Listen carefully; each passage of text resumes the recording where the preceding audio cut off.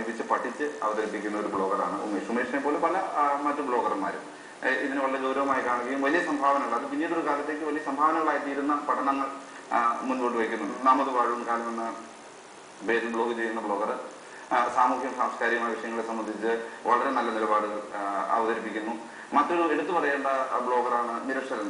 ബഹ്റൈനിൽ സന്ദർശനാർത്ഥം കടന്നു വന്നിരുന്നു. ജോലിയുള്ള ബന്ധത്തിലാണ് കഴിഞ്ഞ ആഴ്ച ഇവിടെ വന്നിരുന്നു.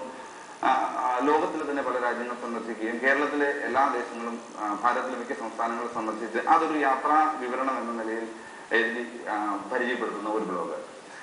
കൈപ്പള്ളി അദ്ദേഹം മലയാള ഭാഷ പഠിച്ചിട്ടില്ല സ്കൂളിൽ, എങ്കിലും ഭാഷ പഠിച്ച് മലയാള ഭാഷയ്ക്ക് ചെയ്യുന്ന സംഭാവനകൾ ആർക്കും മറക്കാൻ കഴിയില്ല. ഇങ്ങനെ എടുത്തു പറഞ്ഞാൽ ഒട്ടനവധി പ്രശസ്തരായ ബ്ലോഗർമാർ എഴുതുന്നത് മറ്റ് മാധ്യമങ്ങളിൽ വരുന്നതിനേക്കാളും പ്രസക്തി ഈ ബ്ലോഗിൽ അതിന് വരുമ്പോൾ ലഭിക്കുന്നുണ്ട്. ഒന്നാമത്തെ കാരണം അത് ഏകപക്ഷീയമായി പറഞ്ഞിട്ട് രംഗം ഒഴിയുകയല്ല, മറിച്ച് അതൊരു ചർച്ചയ്ക്ക് വഴി തുടക്കുകയും അതിലേക്ക് സംഭാവന ചെയ്യാൻ യോഗ്യരായ അറിവുള്ള അനേകർ കടന്നു വരികയും ചെയ്യുന്നു. അങ്ങനെ ബ്ലോഗ് ലോകം ആ ഒരു നിലയിൽ വളരെ സന്തുഷ്ടമാണെന്ന് പറയുന്നിരിക്കുന്നു. ബ്ലോഗിൽ തന്നെ വന്ന രചനകൾ പുസ്തകങ്ങളായി വന്നിട്ടുണ്ട്. അങ്ങനെ പോപ്പുലറായ ഏതെങ്കിലും പുസ്തകം ഓർമ്മയുണ്ടോ? അങ്ങനെ ഇപ്പൊ പോപ്പുലർ എന്ന് പറഞ്ഞാൽ ഒത്തിരി ഉണ്ട്. കുടകരപുരാണ്, പിന്നെ കൈതമുണ്ട ജ്വാലകൾ ശലഭങ്ങൾ. നമ്മുടെ ബഹറിൽ തന്നെ നമ്മുടെ ഒരു സുഹൃത്ത് ബാജി എഴുതിയ ബാജി 25 കഥകൾ,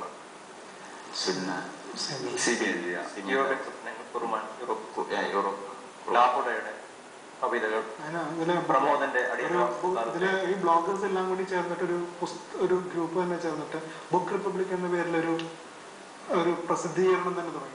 അത് വിർച്വലായിട്ടല്ല, അത് 10 പേര് ചേർന്നിട്ടാണ് 10,000 രൂപ വെച്ച് തുടങ്ങിയ സ്ഥാപനമാണ്. നമ്മുടെ കൂടെ ഉണ്ടായിരുന്ന സജീവ് കടനാട് അതിന്റെ ഒരംഗമായിരുന്നു.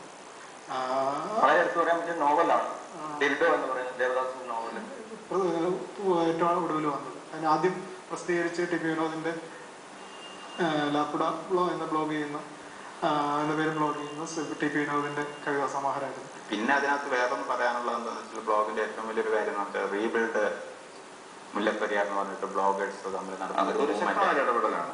എനിക്ക് ബ്ലോഗേഴ്സ് എന്നുള്ള നിലയ്ക്ക് നിങ്ങളോട് ചോദിക്കാനുള്ളത്, നിങ്ങൾ അങ്ങനെ വാർത്തകൾ സൃഷ്ടിക്കുന്നുണ്ടോ അതോ വാർത്തകളെ നിങ്ങൾ സമീപിക്കുന്നത് ഏത് നിലയിലാണ്? ബ്ലോഗിൽ വാർത്തകൾ അങ്ങനെ സൃഷ്ടിച്ച് അത് പ്രകടനം ചെയ്യുക ശരിക്കും പറഞ്ഞാൽ സാധ്യമല്ല. കാരണം വായനക്കാരിൽ നിന്ന് ബ്ലോഗ് അന്യമായി നിൽക്കുന്നില്ല.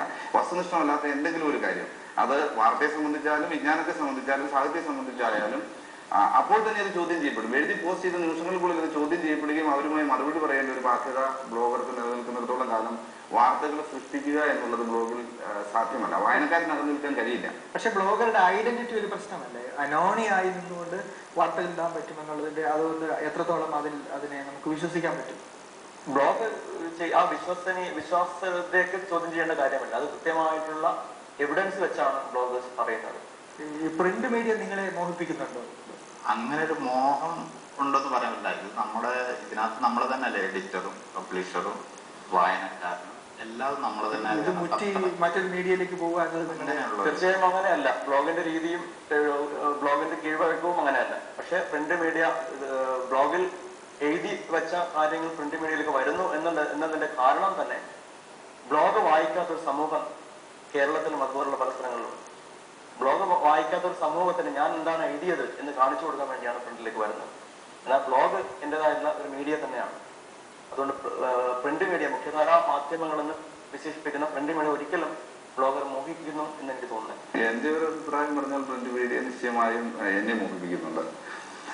ഒന്ന്, ബ്ലോഗ് വായനക്കാരെന്ന് പറയുന്നത് മൗസ് കൈപ്പിടിയിൽ ഒതുങ്ങുന്ന ഒരുപിടി ആളുകൾ മാത്രമാണ്. എത്രയും പേർ കൂടുതൽ വായിക്കുന്നു അത് എഴുതുന്ന ആൾക്ക് എപ്പോഴും സന്തോഷമുള്ള ഒരു കാര്യമാണ്. ആ ഒരു തരത്തിൽ നിശ്ചയമായും പ്രിന്റ് മീഡിയ കൂടുതൽ വായനക്കാരുണ്ട് എന്നുള്ള കാരണം കൊണ്ട് മോഹിപ്പിക്കുന്നുണ്ട്.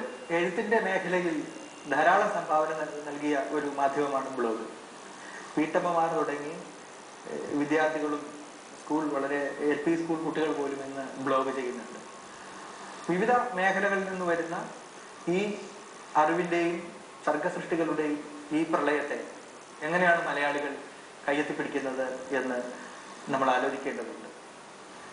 തീർച്ചയായും ഇത്ര നേരം നമ്മളോട് ബ്ലോഗിന്റെ സാധ്യതകളെക്കുറിച്ച്, ബ്ലോഗ് എഴുത്തിന്റെ പ്രത്യേകതകളെക്കുറിച്ച്, ഇത് ശേഖരിക്കുന്ന ഇടങ്ങളെക്കുറിച്ച് ഒക്കെ സംവദിച്ച നിങ്ങൾ ഓരോരുത്തരോടും ജയ്ഹിന്ദ് ടിവിക്കുള്ള നന്ദി അറിയിക്കുന്നു. നമസ്കാരം. Almarwa